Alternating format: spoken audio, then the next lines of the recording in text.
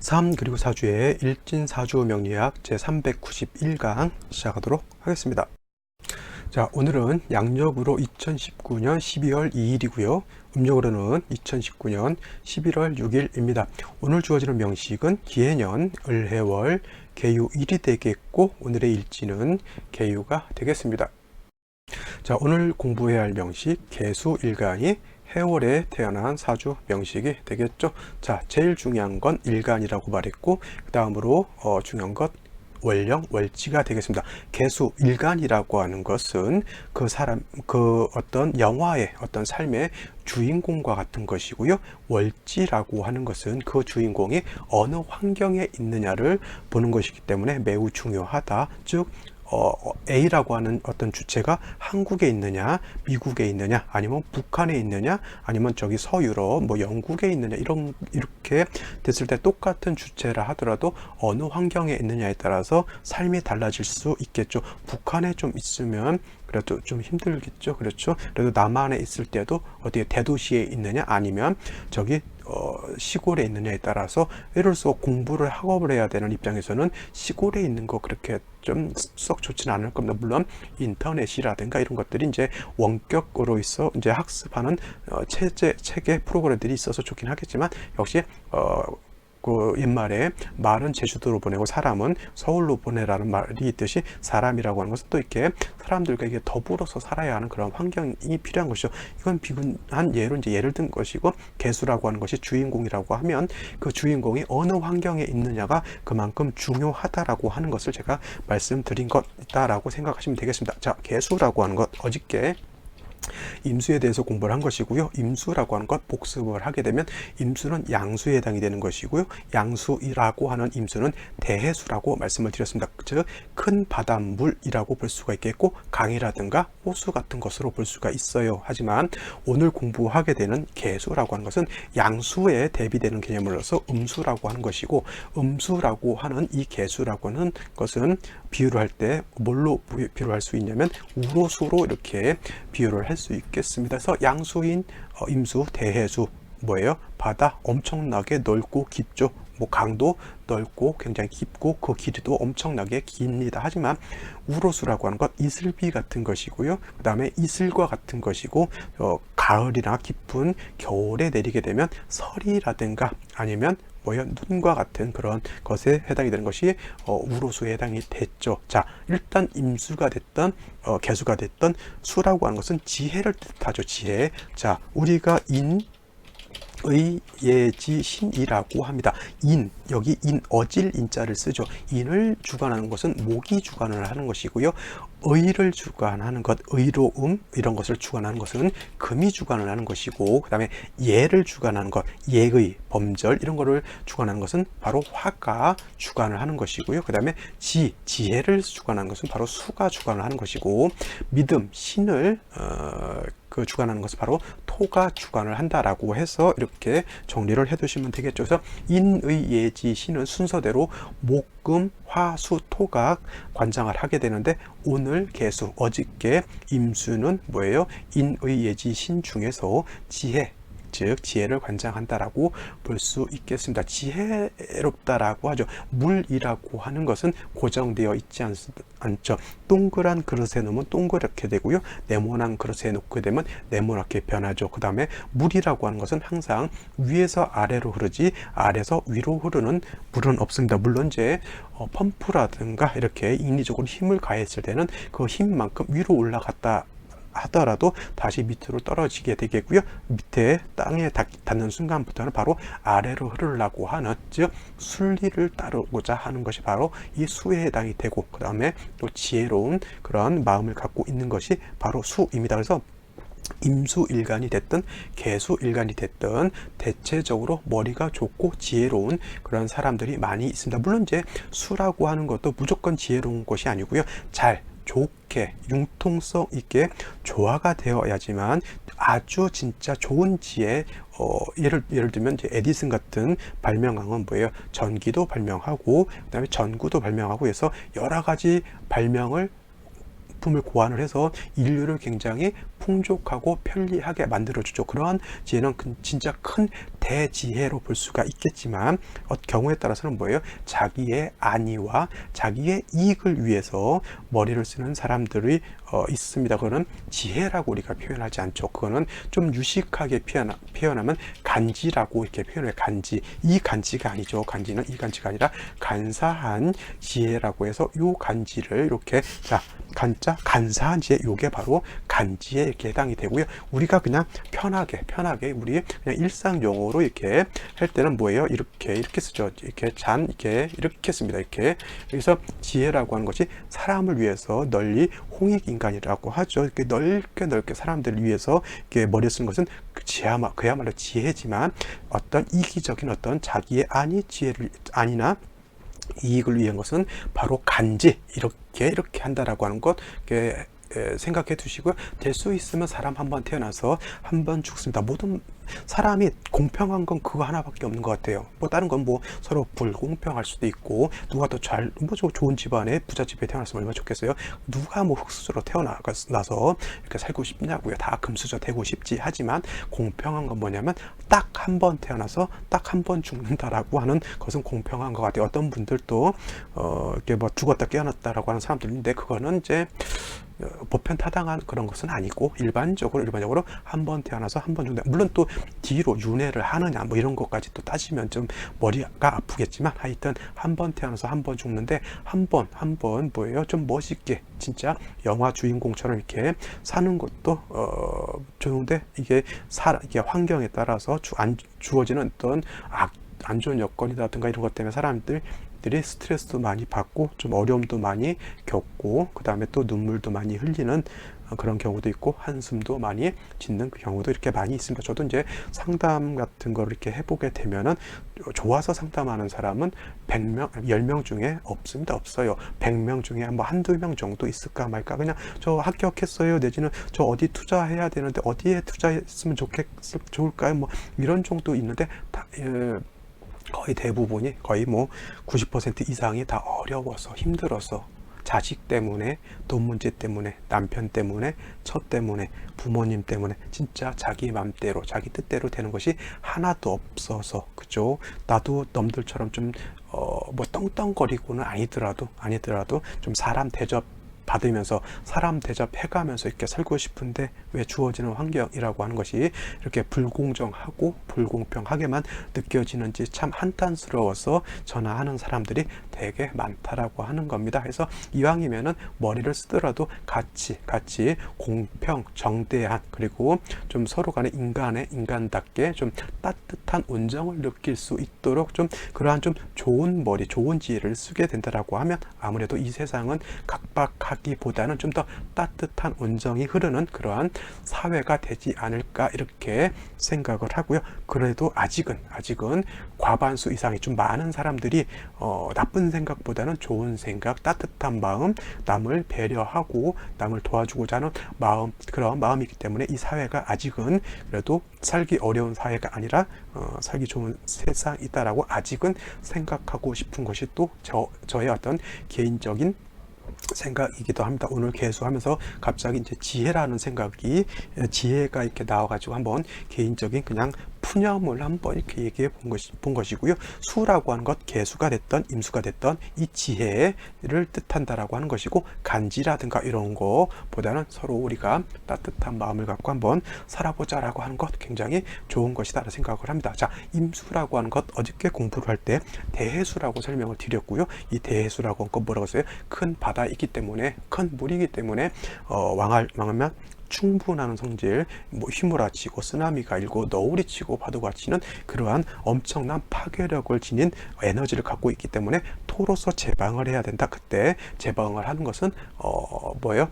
기토라기보다는 무토가 있어서 제방을 하는 것이 좋다, 이렇게 설명을 드렸지만, 오늘 개수라고 하는 것은 왕한물이 아니고요, 우로수입니다. 우리 수돗물 틀면 절절절절 흐르는 물, 아니면 산사에서 갔을 때 시원한, 아침에 떠서 먹으면 아주 상쾌하고 기분 좋은 옹달샘 같은 그런 것들이 바로 개수에 해당이 되고요. 우리 여름에 더울 때 편의점 가면 바로 물 떠가지고 생수 이렇게 사가지고 먹잖아요. 그때 아주 시원한 생수를 딱 먹을 때 어떻게 해야 돼요? 진짜 시원하죠. 그런 것이 바로 개수라고 하는 것이고, 그러한 개수라고 하는 것은 뭐예요? 청징함을 아주 좋아한다고 했어요.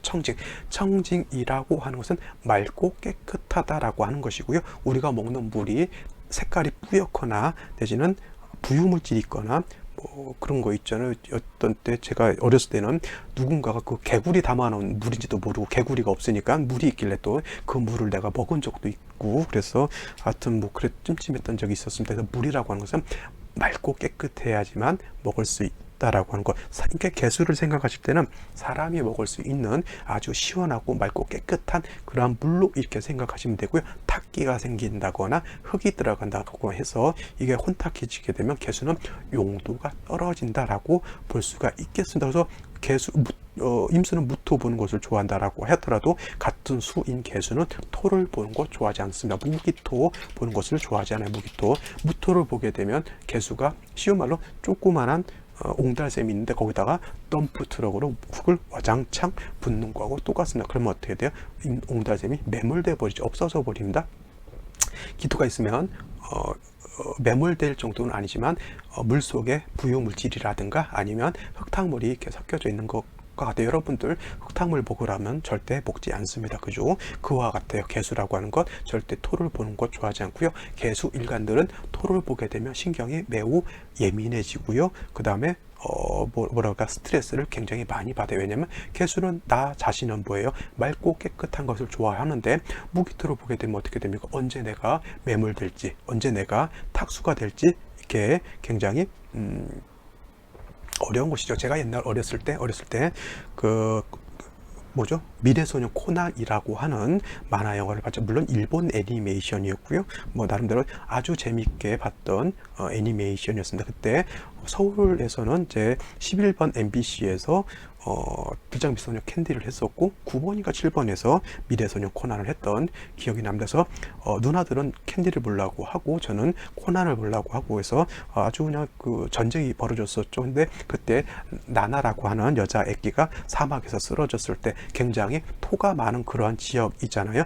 뜨겁고 건조한 그런 때에 물이라고 하는 것이 굉장히 귀합니다. 왜냐하면 물이라고 하는 것이 뜨겁고 모래가 그 흙이 많은 데 있으면 금방 증발돼 버리고요. 그다음에 흙이 있으면 금방 흙탕물이 됩니다. 그래서 그런 경우에는 바로 물상으로 봤을 땐 개수일간이 사후미열에 태어나가지고 흙이 많게 되면 바로 증발될 수 있는 사막에 물이 이만큼 있는 거하고 똑같죠. 그런데 사막이라 하더라도 밤에는 어떻게 돼요? 기온이 하강을 하고 그 와중에서도 그때 이슬이 내리는 그런 때가 있습니다. 그래서 코난이라고 하는 우리 멋쟁이가 그 이슬을 갖다가 이렇게 바가지를 모아다가 어떻게 돼요? 그 기절에 있는 나나한테 이렇게 물을 먹여줬다라고 하는 그런 아주 그 따뜻한 사랑이 감도는 그런 애니메이션 만화 영화를 본 적이 있어요. 그러한 이슬 같은 것, 맑고 깨끗한 그런 것이 개수라고 하는 것. 우리 코난이라는 우리 멋쟁이가 이쁜 나나한테 흙탕물을 먹이면 어떻게 돼요? 절대 안 되는 겁니다. 그래서 개수라고 하는 것 이와 같은 청징하고 맑고 깨끗한 그런 것이다 생각하고 토를 봐서는 안 된다라고 하는 겁니다. 만약에 무토 개수라고 하는 것이 뭐 청간이든 그 청간에서 무토 같은 거 이렇게 보게 되면은 뭐예요? 반드시 간목으로서 제해 주어야지만 흙탕물이 되지 않는다라고 이렇게 보시면 되겠습니다. 그래서 간목이라고 하는 것은 정수기 필터하고 같아요. 그래서 물이 탁해지려고 할 때 정수기 필터를 거치게 되면 흙이라든가 부유물질을 딱 걸르게 되잖아요. 그래서 개수라고 하는 것은 맑고 깨끗하기 위해서는 반드시 목이 한 점 정도 있어주는 것이 좋다라고 볼 수가 있겠고, 그 다음에 개수라고 하는 것 금이 있어 주어서 또 생수를 해 주어야지만 물이 고이지 않는다라고 하는 것도 이렇게 한번 생각해 두시면 되겠습니다. 특히나 인묘진월 사후미월 같은 경우에는 개수가 약하기 때문에 반드시 인성인 금이 있어 주어서 이 개수를 생조해 주는 것이 굉장히 필요하다라고 볼 수가 있겠습니다. 핵심적인 건 뭐예요? 수라고 하는 것은 임수개수 같은 수라 하더라도 개수는 작은 물에 맑고 깨끗한 것이다, 청징하다라고 하는 것 핵심 포인트 한 글자가 되겠고요. 그 다음에 토를 많이 보는 것은 좋지 않다라고 보시면 되겠고, 부득이하게 개수도 토를 쓰는 경우는 있지만 제가 좀 이따 그거는 어느 경우인지를 한번 말씀을 드릴 테니까 그때 한번 보시면 되겠습니다. 자, 이게 이 개수 일간의 어떤 기본적인 습성 특성이다라고 보시면 되겠고, 다음으로 원령 상태에 대해서 한번 알아보도록 하죠. 자, 개수일간이 태어난 원령 해월이라고 하는 겁니다. 임수가 해월이든 개수가 해월이든 간목이 해월이든 무토가 해월이든 일간이 바뀌었을 뿐이지 해월이라고 하는 환경은 다 똑같습니다. 단 주인공이 어떤 주인공이냐에 따라서 그 배합하는 방법이 달라질 뿐이지 환경 자체는 똑같죠. 예를 들어서 서울에 예를 들어서 어떤 특정한 장소에 있다고 생각하면 내가 그 장소에 있는 것과 다른 사람이 그 장소에 있는 것은 똑같은 장소이지만 사람에 따라서 느끼는 바, 그 다음에 만족하는 만족도라고 하는 것이 각양각색으로 다 다를 수가 있을 겁니다. 그래서 일간이 달라지는 것은 일간의 특성이 달라지는 것이고요, 원령이 달라지는 것은 원령의 특성이 달라지는 것인데, 해월이라고 하는 것은 30일 동안 고정되어 있기 때문에 해월은 그래서 계속 30일 동안 반복을 하는 것이죠. 또 반복해 보자고요. 그래서 해월이라고 하는 것은 초겨울이라고 이렇게 말씀을 드렸고요. 그 다음에 해자축 북방이라고 했고요. 해자축 북방, 그 다음에 겨울이기 때문에 매우 어떻게 됩니까? 춥습니다. 춥다라고 이렇게 하면은 뭐랄까 체감이 잘 안 오죠. 자, 영하 20도 되는데 쉬운 말로 난닝구 바람에 밖에 있다라고 하면 겨울이라고 하는 것이 그런 것이구나 라고 이렇게 느낄 수가 있습니다. 물은 다 얼어버리게 되고요, 나무도 얼게 되고요, 동물들은 그나마 살아서 움직이지만 여타의 어떤 특정 동물들은 겨울잠을 잘 것이고, 그 다음에 여타의 특정 동물들은 겨울잠을 안 자는 동물들은 그 추위를 대비하기 위해서 털갈이를 할 수밖에 없는 그런 상황이 될 수 있다. 즉 개수가 해월에 태어났다라고 하면 물이 어떻게 돼요? 옹달샘이 얼어버린 거하고 같고요. 그 다음에 우리 집 안으로 들어오는 수도관이 동파된 거하고 같습니다. 수도관 동파되면 난리가 납니다. 물이 콸콸콸콸 흐르고 그것이 흘러서 계속 흘러가는 게 아니라 거기서 또 얼어버리면 지나가던 우리 할아버지, 할머니, 어머니, 아버님이 거기서 또 미끄러지게 되면 큰 난리가 나죠. 그래서 겨울에 개수는 얼어버리기 때문에 용도가 많이 떨어지죠. 얼음은 물이라고 하는 것은 유동성이 있고 잘 움직이지는 거잖아요. 그래서 그렇게만 생각하면 안 되고요.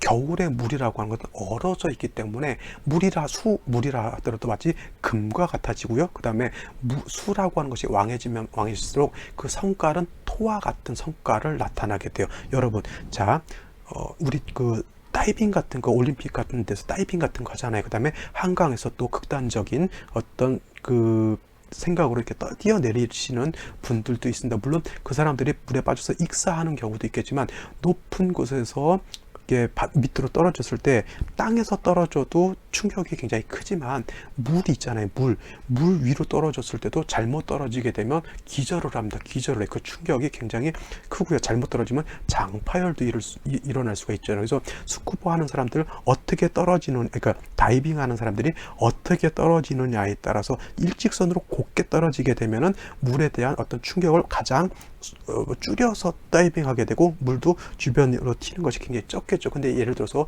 그냥 그대로 이렇게 펑퍼짐하게 떨어지면 그 물과 순간 닿는 그 충격이라는 것이 엄청나게 크다라고 하는 거에서 순간 기절을 합니다. 그래서 이 수라고 하는 것도 그냥 그냥 떨어지면 얼마나 아프겠어, 그게 아니라 잘못하면 기절할 수도 있고요. 굉장히 위험하다라고 하는 겁니다. 그래서 제가 올해 스쿠버 아니죠? 한탄강으로 래프팅을 갔는데 그 위에서 떨어지는데 저는 다이빙을 한 번도 해본 적이 없었거든요. 물이란 것 자체를 제가 별로 좋아하지 않습니다. 그리고 제가 수가 굉장히 왕하더라도 물을 좋아하지 않고요. 그 다음에 아직까지도 저는 수영을 못합니다.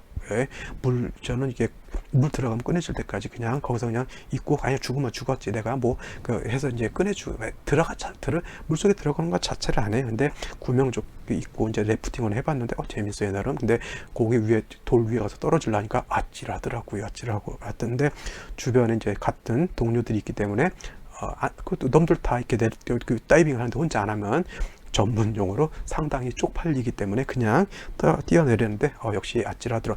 딱 가서 물에 딱 부딪히는 순간이 뭐예요? 엄청난 충격이 있다. 그래서 여러분들, 물이 부드러운 게 아니에요. 물이 강하면 왕할수록 금이 되잖아요. 얼어버리잖아요. 그죠? 그러면 금도 굉장히 단단하잖아요. 그죠? 그 다음에 물이 더 강해지면 마치 오히려 토와 같은 그런 성질, 땅과 같은 그런 성질들도 나타낼 수 있다라고 하는 거, 이런 것은 아마도 다른 데서 알려주는 사람 없을 거예요. 그죠? 그래서 이런 수라고 하는 것, 북방수 굉장히 얼어져 있는 것이고요. 물상으로 놓고 봤을 때는 뭐 겨울에 우리 고드름 같은 거 이렇게 잘 볼 수 있겠고, 산사에 가면 계곡물이 다 얼어 있습니다. 수도가 동파되어 있죠. 그래서 개수를 쓸 수 없어요. 개수라고 하는 것은 녹아져 있고 온기가 있어서 얼지 않아야만 쓸 수가 있는 것이죠. 그래서 개수라고 하는 것이 해월에 태어났다, 일단 얼었다라고 생각해야 돼요. 그래서 사람이 그 물을 쓰려고 하건, 식물이 쓰려고 하건, 아니면 동물이 먹으려고 하던 간에 물이 녹아져 있어야 되는데 얼어져 있으면 용도가 없다 해서, 개수가 해월에 태어났을 때 가장 먼저 사주 8글자를 다 살펴봐 가지고 화가 있느냐 없느냐, 이거를 가장 먼저 살펴봐야 된다라고 하는 겁니다. 그래서 화가 없으면 다 얼어져 있어요. 얼어져 있기 때문에 용도가 떨어지겠죠. 아까 말씀드렸지만 추워서 얼어져 있는데 하다못해 사람은 요즘 어떤 분 단식 투쟁하죠. 물이라도 먹어야 되거든요. 근데 그 물마저 먹을 게 없으면 어떻게 됩니까? 얼어져 있으면 하다못해 식물도 키울 수가 없잖아요. 사람이 먹을 물도 없으면 단식 투쟁도 못하는 겁니다. 그래서 일단 물을 녹이고 온기가 있어야지만 어떻게 돼요? 살 수 있다. 그래서 개수가 해월에 태어났을 때 뭐 다른 것들도 다 마찬가지겠지만 해자 축월에는 반드시 화가 있느냐 없느냐가 가장 큰 관건이 된다라고 볼 수가 있겠고요. 화 중에서도 병화가 있느냐 정화가 있느냐에 따라서 엄청난 그런 차이가 있을 수 있는데, 제 개인적으로는 정화 있는 것보다는 병화가 있는 것이 월등하게 공력이 더 크다라고 볼 수가 있겠습니다. 근데 자, 개수가 해월에 태어나서 병화 본 거 굉장히 좋습니다. 화가 있는 사주와 화가 없는 사주는 이거는 엄청나게 큰 차이가 있다라고 일단 생각을 해두시고요. 또 포태법이라고 하는 것을 또 돌려봐야죠. 무조건 사주를 볼 때는 월령을 기준으로 해서 포태법을 돌려보는 그런 습성은 굉장히 중요합니다. 물론 이제 연지에 대해서 포태법, 일지에 대해서 포태법, 시시에 대해서 포태법, 이렇게 뭐 당연히 볼 수는 있겠죠. 근데 가장 중요한 거는 월령에 대해서 왕세가 어떻게 정해져 있느냐가 가장 중요한 핵심이 되는 것이고요. 타 지지는 그냥 약간 참고 정도, 참고 안 하셔도 큰 해는 없다. 월령을 중심으로 모든 것이 돌아간다라고 볼 수가 있겠고, 쉬운 말로 이 월령 자체가 뭐예요? 사주를 풀 수 있는 마스터 키와 같다, 이렇게 보시면 되겠죠. 그래서 수라고 하는 것은 해월의 수는 해월의 뭐예요? 여기가 임관지라고 했죠. 어저께도 이건 설명을 드렸던 거고, 그 다음에 화는 여기가 뭐예요? 절지에 해당이 돼요. 그래서 개수가 해월에 태어났는데 화를 보긴 봤는데 화만 천간에 떨렁 정화 내지는 병화가 있으면 저 화는 뭐예요? 매우 약한 화예요. 쉬운 말로 겨울에 모닥불을 펴놨는데 불씨 뭐 요만한 손톱만한 불씨 하나 있는 정도밖에 없죠. 그 불씨가 더 강해져야지만 더 따뜻하게 조우할 수 있죠. 그래서 병화가 천간에 있다라고 하면 반드시 지지로 5화라든가 4화라든가 내지는 임목 같은 것으로서 뿌리가 있어 주어야지만 병화가 세력을 얻어서 천하를 따뜻하게 하고 물을 녹여서 따뜻하게 할 수 있다. 그래야지만 모든 식물, 동물, 사람이 그 물을 이용해서 살아갈 수가 있는 근본 원천을 얻을 수가 있다라고 하는 겁니다. 그래서 물만 있으면 용도가 없고 얼어서 반드시 화가 있어 줘야 되는데, 그 화는 반드시 이렇게 뿌리가 있어 주면 좋다라고 볼 수가 있겠죠. 근데 자, 해월에 태어났는데 이렇게 임수가 투출하는 경우가 있습니다. 임수라고 하는 것, 개수 입장에서 얘는 양수에 해당이 되는데 개수는 우로수에 해당이 되는 것이고 임수는 대수에 해당이 되죠. 그래서 예를 들어서 이건 일단 정리를 하고, 해월이라고 하는 건 수왕절이기 때문에 개수 자체도 왕하지만 임수 자체도 왕이에요. 개수는 왕해봤자, 옹달샘이 왕해봤자 얼마나 왕해지겠어요. 옹달샘 물이 조금 더 풍족하다라고 보는 정도겠죠. 하지만 임수가 같이 옆에 있게 되면 임수는 큰 강호수, 바다와 같기 때문에 개수하고 같이 있으면 옹달샘을 갖다가 강이라든가 호수라든가 바닷물이 와서 덮치는 거하고 똑같습니다. 그러면 개수, 맑고 깨끗한 물이 오히려 임수, 강물이라든가 바닷물에 같이 섞이게 되면 개수가 약간 임수에서 탁해지는 그러한 문제가 발생할 수 있어요. 그래서 우물이 우물이 개수겠죠. 옆에 있는 뭐 다른 물이 섞이지 않아야지만 그 개수 옹달샘을 깨끗하게 쓸 수가 있잖아요. 그래서 이런 경우에는 이 임수를 적절하게 절제시켜줘서 개수와 임수가 섞이지 않도록 해 주어야 하는 것이 필요해요. 그래서 이런 경우에는 물론 병화 있는 것 좋지만 반드시 또 무토 무토라고 하는 것이 있어 주어서 무토로서 뭐예요? 임수를 제해 주어야지만 개수가 임수하고 섞여서 탁해지는 것을 막을 수가 있다. 단 무토만 있으면 안 되죠. 반드시 같이 화가 있어서 화로서 토도 도와줘야 되고요. 그 다음에 수가 왕하다라고 하는 것 항상 염두에 두라 그랬죠. 수가 왕하면 물만 많아지는 것이 아니라 기온도 같이 하강하기 때문에 다시 얼어버리기 때문에 토가 있어서 제방하는 것 물론 필요하지만 화가 없다라고 하면 물이 얼어버리면 또 용도가 없어진다. 이렇게 연관적으로 이렇게 생각하셔야 돼요. 처음에 이렇게 들으시면 너무 어려워. 이거 가지고 어떻게 사람 운명을 판단하는 거야? 이게 뭐 필요 없어. 그냥 육친 재성은 돈이고 이렇게 해서 하는 거 아닌가? 이렇게 하면 되겠죠. 그것보다 이걸 먼저 알아야 돼요. 이렇게 됐을 때 여기서 통변은 여기서 시작하는 거예요. 개수일간이 왕하고 임수가 있잖아요. 그러면 이 개수는 이 임수 비견 겁제에 의해서 도움을 받을까요? 도움을 못 받을까요? 이 겁제 임수 때문에 개수는 오히려 어려움을 당하는 거예요. 그죠?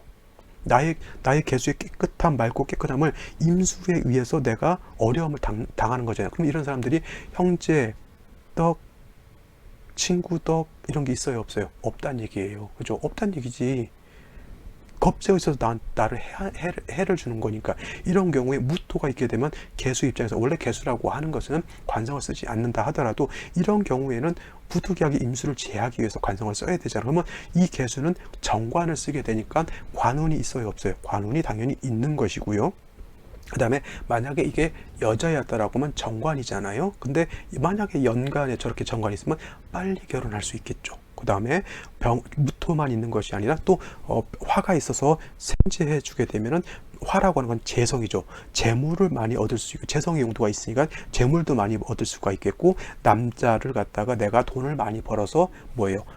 평강공주가 온달처럼 평강공주가 온달을 갖다가 이렇게 멋있는 장수로도 만들 수 있는 그러한 사주가 될 수 있는 것이죠. 그 다음에 개수일간이 왕하기 때문에 만약에 이 사람은 남자가 됐건 여자가 됐건 기본적으로 능력과 어떤 세상을 좀 자기 뜻대로 한번 경작해 보고자 한다라고 하는 그런 기본적인 마인드는 기본적으로 갖고 있다라고 하는 겁니다. 근데 이것이 조화가 이루어지게 되면 진짜 멋있는 사람이 되는 것이고요. 조화가 잘 이루어지지 않는다라고 하면 사주가 혼탁해지는 것이고 이런 것이에요. 그래서 이런 것들에 대한 어떤 배합을 먼저 알아야지만 그거에 대한 육친을 대비하고 대운을 대비해서 남편 덕이 있느냐, 처덕이 있느냐 이런 거를 이렇게 볼 수가 있다라고 하는 거죠. 그래서 이거 이렇게 처음에 내가 일간에 대한 특성, 월지에 대한 특성, 그 다음에 이렇게 배합이 이렇게 돼야 된다라고 하는 특성이 가장 기본적이고 이거를 이해해야지만 거기다 대고 육친이라고 하는 것, 조우라고 하는 개념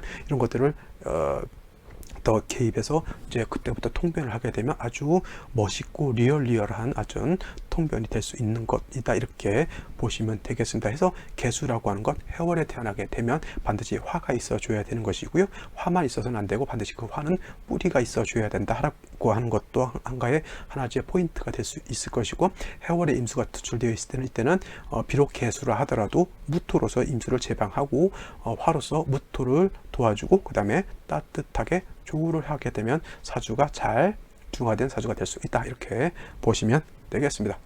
어렵죠. 어렵긴 어렵지만 계속 반복해서 듣다 보면 익숙해질 수 있다. 그리고 나도 사주에 대한 최소한 중급 정도는 될 수 있다. 제 강의가 편안하게 들리는 그 순간에는 나도 모르게 중수는 됐다라고 이렇게 보시면 되겠습니다. 자, 다음 명식 한 번 더 살펴보도록 하겠습니다.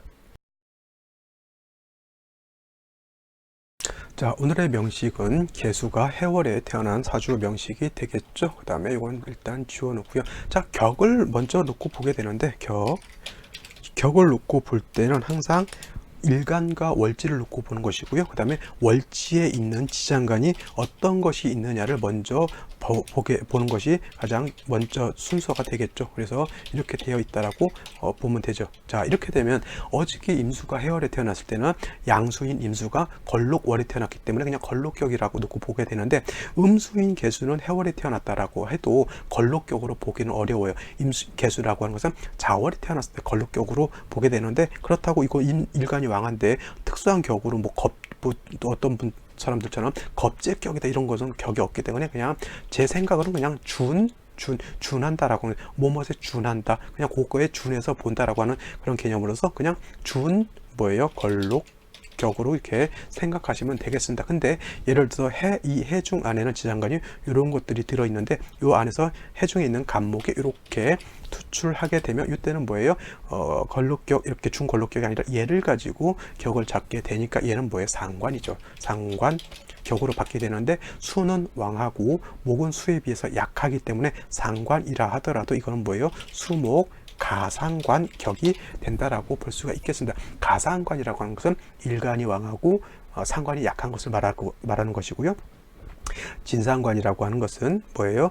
일간이 약하고 상관이 왕한 것을 말하는 겁니다. 예를 들면 이 개수가 아니라 얘가 저거 신금 때 제가 설명을 드린 것 같은데 신금이었다라고 하면 일간은 약하고 상관이 왕해서 신금이 해월에 태어났을 때는 이거는 금수진상관 격이 되는 것이고요. 오늘같이 개수가 이렇게 태어나서 간목이 투출하게 되면 이거는 수목 가상관격이 된다. 중요한 건 뭐예요? 매우 한습하다라고 하는 것이죠. 매우 한습하다. 그래서 반드시 화가 있어 주어야 된다라고 하는 것이 가장 큰 관건이 된다라고 생각을 하고 이 사주를 보면 되겠죠. 근데 일주를 보게 되면 뭐예요? 유금이라고 하는 것이 있어요. 유금이라고 하는 것은 개수 입장에서 육친으로 놓고 보게 되면 이거는 인성에 해당이 되는 것이고 인성 중에서도 음수를 생하는 음금이기 때문에 이거는 편인이라고 이렇게 보면 됩니다. 어떤 분들이 편인하게 되면 이건 정인이 아니고 편인은 계모, 서모 뭐 이런 거기 때문에 좋지 않다 이렇게 생각하게 되고 또 식신 보게 되면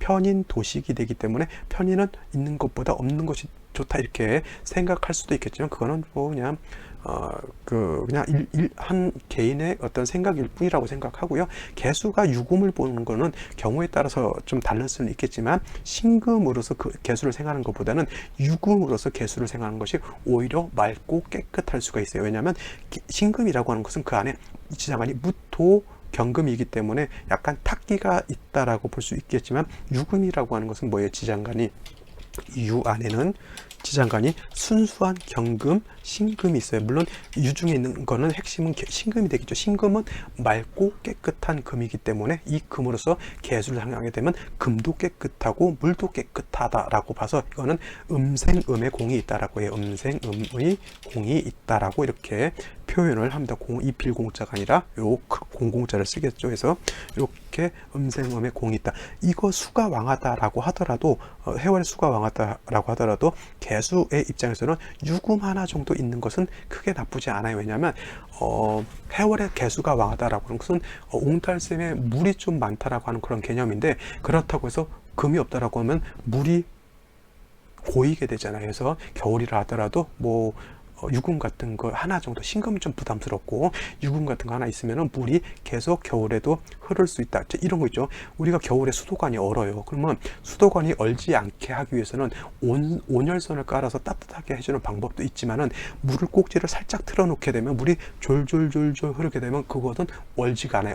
왜? 그 안에서 물이 계속 움직이기 때문에 이 개수가 해월에 유금이 있다라고 하는 것은 그런 식으로 한번 생각해 봐도 그런 나쁠 것 같진 않습니다. 그래서 이거는 뭐 어저께 임신일주에서 임수가 해월에 태어나 신금 보니까 일간이 왕한테 다시 신금 있으면 안 좋다라고 그때 그거는 임수의 특성이 그렇기 때문에 그렇게 설명을 드렸다 하더라도 개수가 해월에 태어났을 때 유금 정도는 임수에 비하면 그렇게 나쁜 건 아니다 이렇게 생각을 하는데 나쁜 건 뭐예요? 역시 연지에 다시 해수가 있는 것은 요거는 좀 나쁘죠. 왜냐하면 개수가 해월에 태어나고 유금까지 있으면 일간이 이제 더 이상 왕할 필요는 없어요. 더 이상 왕할 필요가 없다는 얘기죠. 근데 다시 해수 하나를 더 보게 되면 이거는 필요 이상으로 왕해진 거하고 똑같고요. 수가 많아지면 다시 한번 강조하지만 수만 왕해지는 것이 아니라 기온이 엄청나게 추워진다라고 하는 것, 모든 만물이 땡땡땡땡 언다라고 하는 것이 큰 문제라고 볼 수가 있겠습니다. 자, 연간의 기토 이렇게 투출되어 있습니다. 개수, 자 개수 같은 경우는 특수한 경우 아니고서는 무기토를 쓰지 않는다라고 했는데 이 기토가 투출했다 하더라도 이 기토는 해수 유금이기 때문에 뿌리가 전혀 없습니다. 물론 이제 생시에서 뭐 사시, 오시, 진술, 충미, 시에 태어났다라고 하면 기토가 뿌리는 들 수 있다 하더라도 기토는 개수 입장에서 놓고 봤을 때 물을 탁하게 만드는 그런 것이기 때문에 이거는 오히려 없애는 것이 더 타당하다라고 보여지고요. 그 역할을 하는 것이 바로 을목이 월간에 투출해서 이 을목 이 기토 편관을 이렇게 제해주게 되면, 이건 뭐 천간으로 봤을 때는 이건 뭐예요? 을목 을목은 식신이에요. 식신이 7살인 기토를 제했기 때문에 식신 제살이라고 이렇게 볼 수는 있겠습니다. 어저께 임수가 을목이 기토 이렇게 제했을 때 이거는 뭐예요? 상관경관이 됐다라고 했죠. 근데 일간이 바뀜으로 해서 이거는 상관경관이 아니라 이거는 식신 제살이 된다라고 하는 그러한 차이가 있습니다. 그래서 말장난 같지만 상관경관과 식신 제살은 엄청난 차이가 있다 라고 볼 수가 있겠죠. 이러한 상황에서 놓고 봤을 때 일단은 뭐예요? 개수일간이 왕한데 이것도 마찬가지로 의지할 곳이 없습니다. 일간이 왕할 때 의지할 곳이라고 하는 것은 관성으로서 제한다거나 아니면 식신상관으로서 설계하는 것인데, 음수인 개수는 양수인 임수가 아니기 때문에 관사를 보기보다는 목으로서 설계하고 화로서 조후하는 그런 국세가 되는 것이 더 맑고 깨끗하다라고 볼 수 있겠습니다. 이러한 기본적인 상황을 가지고 생시 알아보면 얼마나 좋을까요? 자, 생시 들어가 보도록 하겠습니다. 자, 제일 먼저 생시 임자시를 보도록 하죠. 임자시가 되면 아까 제가 말씀드렸죠. 해월에 수가 왕한 때 개수가 태어났는데 임수가 투출하게 되면 이거는 제해야 된다라고 말씀드렸죠. 무토가 필요하다라고 했는데 벌써 사주는 벌써 정해졌습니다. 어디에도 무토가 없습니다 라고 이렇게 얘기를 하면, 또 어떤 분 해중에 있는 무토를 말씀하시는 분들이 있는데 해중에 있는 무토는 쓰지 않는다라고 말씀드렸죠. 해중에 있는 이 상황에서 해중 무토를 꺼내서 용신 쓰겠다고 하신 분들은 제가 미워할 수밖에 없습니다. 그래서 해중부터 쓰지 마시고요. 이거는 그냥 전체적으로 수국을 형성했다라고 보시면 되겠고요. 개수일간이 전체가 수로 되어져서 하나의 격을 이루는 것을, 이건 뭐예요? 전왕격 중에서 뭐예요? 이거를 갖다가 윤하격이다라고 이렇게 표현합니다. 그래서 이 사주는 그냥 윤하격이 되는 것이고요. 만약에 생시가 임자시가 아니라 임술시가 됐다라고 하면 이거는 윤학격이 아니라 뭐예요? 이거는 이 술토로서 술을 제하는 그런 용도로 써야 된다라고 볼 수 있겠고, 어제와 마찬가지로 임신의 술토 임신일에 술시면 경술시죠. 근데 술토로서 제방을 하는 것은 나쁘진 않지만 뭐예요? 역시나 화가 없는 것이 문제가 될 수 있다. 갑자기 화가 들어오게 되면 안 좋아요. 이렇게 이게 만약 병자시 들어오게 되면, 이 병화가 들어오게 되면 이 임수개수가 쟁제를 하는 그런 현상이 나타나요. 뭐 어렸을 때 쟁제 해봤자죠. 뭐 그죠? 형제 자매가 있으면 먹는 거 가지고 뭐 서로 싸우겠죠. 그리고 시기 질투를 당하고 형제 자매들한테, 그다음에 먹을 것을 군비쟁제하면 쟁취하는 것이 아니라 어떻게 돼요? 뺏겨. 그래서 이런 경우, 그다음에 다시 수가 왕해지는 것은 좋지 않다. 자, 정축 대운이 들어오면 좋을까요? 나쁠까요? 정축 대운이 들어오게 되면 이거는 일지에 있는 유금하고 축하고 유축 반합 해고 가면 금이 왕해지죠. 금이 왕해지면서 정화는 또 임수 개수가 또 쟁제를 합니다. 선생님, 이 을목이 있으면은 수생목 목생화 되지 않나요? 라고 이렇게 물어보시는 분들도 있습니다. 물론 수생목 목생화에서 이거 식신생제로 볼 수가 있겠지만, 을목은 뭐예요? 승목이기 때문에 화를 생하는 공력이 매우 떨어지기 때문에 이때는 뭐예요? 쉬운 말로 병목 현상 같은 것이 일어나기 때문에 좀 온전한 생제가 될 수 없다. 차라리 을목이 아니고 간목이었다면 이때는 크게 문제될 바가 아닙니다. 이때는 병화가 들어오든 정화가 들어오든 능히 식신생제 상관생제가 되기 때문에 어려서 이 아이는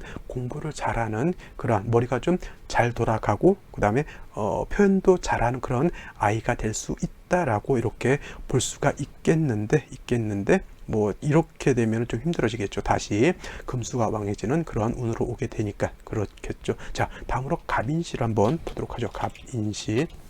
이거를 제가 대운을 제 임의적으로 막 통변하기가 좀 어려운 게 뭐냐면, 질문을 했을 때는 그 질문에 대해서 이렇게 설명을 할 수가 있는데, 제가 임의로 막 하게 되면은 이거는 뭐 어디서부터 어디까지 설명을 해야 될지 이게 바운드리가 정해지지 않으니까, 그죠? 이게 예를 들어서 똑같은 대운이라 하더라도 일어나는 현상은 천차만별일 수가 있는데, 제가 설명드릴 수 있는 부분은 극히 제한적이라는 얘기죠. 그래서 좀 이런 것은 이때 어떤 일이 일어날까요? 라기보다는 이 개수가 들어와서 개유대운에 들어왔을 때는 한기를 생하게 되고, 그 다음에 유금도 수를 생하기 때문에 이때 개수 입장에서 개수는 비견에 해당이 되고요. 개수 입장에서 유금은 뭐예요? 인성에 해당이 되는 거니까 엄마가 나를 생주해 주는 것이 뭐예요? 나한테 도움이 돼요, 안 돼요? 안 되죠. 공부를 하면 공부는 열심히 하게 되는데, 그죠? 그 공부가 내가 쓰임이 있는 공부예요, 쓰임이 없는 공부예요. 물론 이때 공부한 것이 이때는 써먹을 수가 있을 거예요. 근데 이때는 공부를 하더라도 뭐예요? 무의미하고 열심히 공부를 하는데 뭐예요? 시험 보면 시험에서 안 돼요. 떨어지고. 그렇겠죠?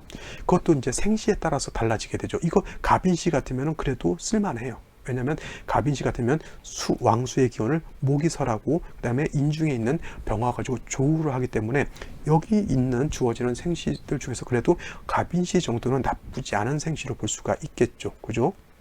그래서 인중간목이 있다라고 하는 것 나쁘지 않고요. 근데 이것이 같은 목이다 하더라도 을묘시가 이렇게 되면 이건 또 문제가 달라지죠. 이거는 인시 같은 경우는 물론 인유원진이다라고 해서 안 좋게 놓고 보다라고 이렇게 볼 수 있겠지만, 그렇다고 해서 인시가 나쁘냐 그렇지는 않아요. 인유원진은 그냥 단순히 약간 옆에 돌 굴러가지고 나무 표피가 약간 까졌다라고 생각하는 것이지, 그렇다고 갑인이 나쁘다 그렇게 보시면 안 되는데, 을묘시 같은 경우 묘유충이 돼 버리기 때문에 이거는 굉장히 좀 심각한 문제가 될 수 있다 이렇게 보시면 되겠습니다. 자, 오늘은 시간이 없어서 제가 여기까지만 설명을 드려야 할 것 같고요. 내일 또 찾아뵙도록 하겠습니다. 감사합니다.